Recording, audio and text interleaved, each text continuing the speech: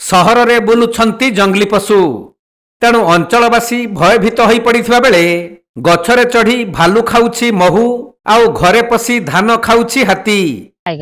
हाथी सारे तीन राति रे पशिला हेटू आमे जानिनो से होर मारे हेई आउछन्ते आमे जानिनो आम माने कोन तोडुछन्ते कोन करूछन्ते आसिक जेते फरेस्ट आम द्वार मुहरे टर्च मारिक हमको उठेला हम पिला छुआ धरिकी उनिया घर को पळेली देखिली जे हाथी एठे धान खाउछि आ कोन कहबी हे घर पशुथला माने जरी टेकुथला आम पिला हां हाथी पशुला हाली छानिया रे पड़ी हंटुरी जाईकी आंठू अंठी सब छिड़ी जाईछि सारे 10टा भरिया धान खाई जाईछि।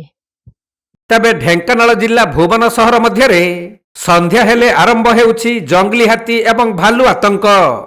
सहरर डाकबंगला परिसर रे पसी एक गछ उपर को चढ़ी भालू महू खाउथबार भिडियो स्थानीय लोक माने उत्तोलन करिसंती।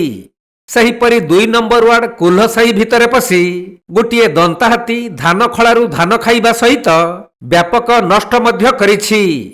ना कोन हाथी कोन क्षति करता वैकुंठ बेहरा धान 4 दिन पूर्व तले मेसीन रे पेसैकरी धानटा रखिथिली सेठी मंडी की काली 7 तारिख उठी था तेणुक राति 4टा रे आसिकी हाथी खाई जाइछि मोर क्षति कर दैछि। को मौजार धान थिला भदलिया मौजा।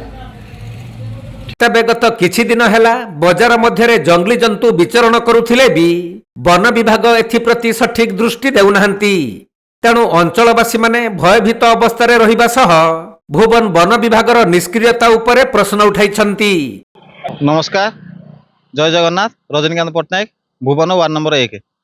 आज्ञा आपण विश्वास करेनि माने भुवन सहर मध्य हूँ डाकबंगला। डाकबंगला भितर बसुची भालू रात्रि गोटे भितर भालू गछ आसिला गछ पर चढ़ला मऊ खाइला। मुझे वन विभाग को कहना चाहूँगी टिके पेट्रोलिंग व्यवस्था टिके यथा संभव आपण द्वारा टिके जदि टिके कड़ा करा जाता ताले बहुत भल होता। काले लोक टिके सुरक्षित काली हाथी पशिला आज भालू तापर केतला बाघ पशिबो एटी करा जिवो कोन जदि भालू पशिकी महू खाई पारुछि मनुष्य मारा पे केते बड़ा जीव।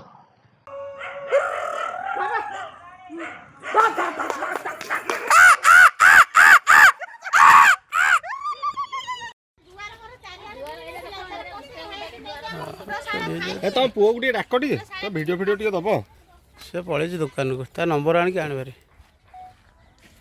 ढेंकानाल जिला भुवनरू पूर्णचंद्र साहू रिपोर्ट, कोणार्क लाइव।